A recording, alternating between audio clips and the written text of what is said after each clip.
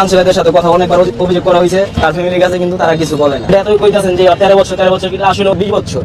মাত্র ১৩ বছর বয়সে সপ্তম শ্রেণীর শিক্ষার্থী জুঁইয়ের কোলে 7 মাসের সন্তান। যে বয়সে সহপাঠীদের সঙ্গে স্কুলে যাওয়ার কথা, হাতে থাকার কথা খাতা বই, সেই বয়সেই মা হওয়ার ঘটনায় শুরু হয়েছে নানা আলোচনা।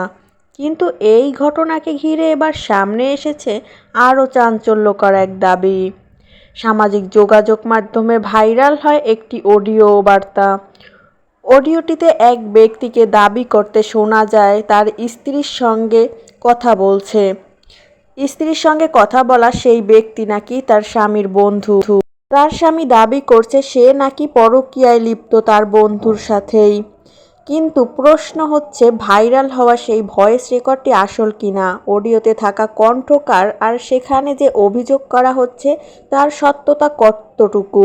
এসব প্রশ্নের উত্তর এখনও স্পষ্ট নয়। তাই ভাইরাল অডিও বা সামাজিক যোগাযোগ মাধ্যমের দাবি সত্য ধরে নেওয়ার আগে নির্ভরযোগ্য তদন্ত ও সংশ্লিষ্টদের বক্তব্যের জন্য অপেক্ষা করাই জরুরি।